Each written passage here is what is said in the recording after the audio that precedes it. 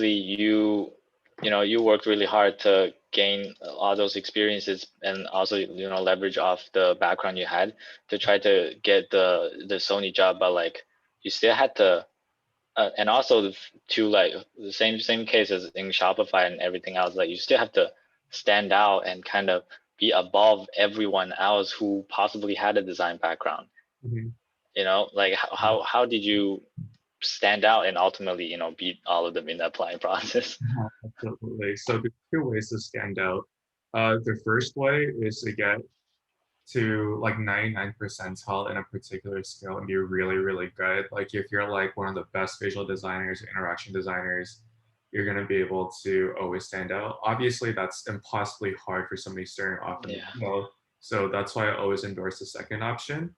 The second option is basically if you specialize and find your niche, either within an industry and or within a specific problem space, and you develop all the skill sets required to become a really good problem solver within that space. Whenever you apply to companies that needs that problem solved, you'll basically have a lot, you'll have a stronger chance, and that company might even pay a premium for you because you have such a perfect skill set.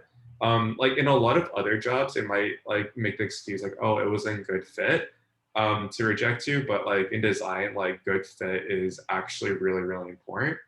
And the interesting thing about the second approach is you don't need to be really good at all skills because a lot of the times, like you only need to be have like basic proficiency or intermediate proficiency in a certain set of skills to be that best candidate for that role. So, for example, at Shopify, I was able to leverage some of the A/B testing and analytical and growth design experience I had at PlayStation to get a job on the growth team.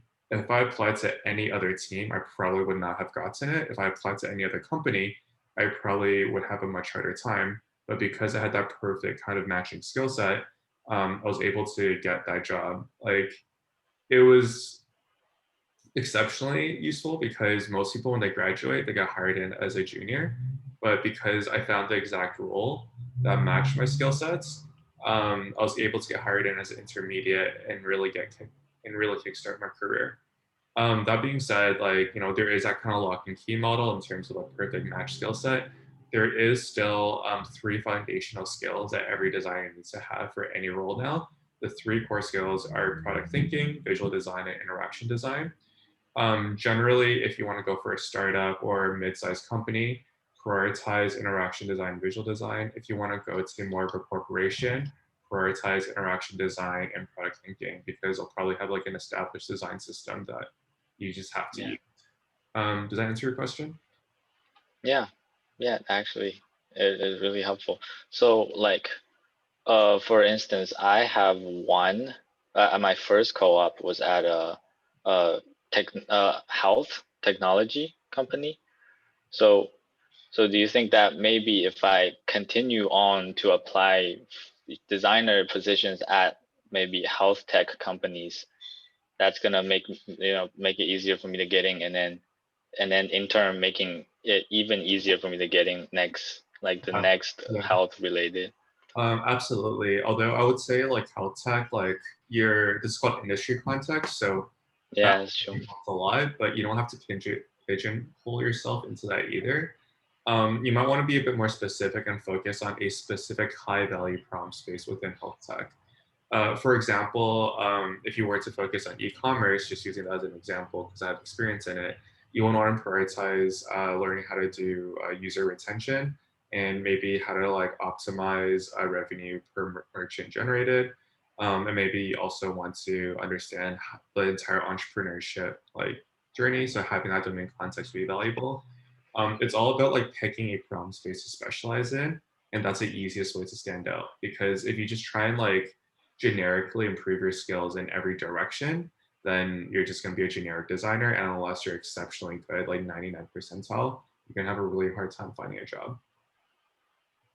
Yeah, that's very true. So Very true. ideally, like for you, like just based off what I know about you, if you can somehow find a company in health tech that uses robotics and maybe has an office in China or something, That would, even if your interaction, visual, and product design skills are weaker, that would still be a huge competitive advantage.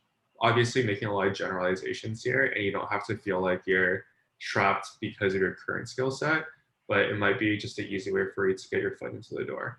Once you get your first job and you build your foundational skills, every job becomes much easier to get.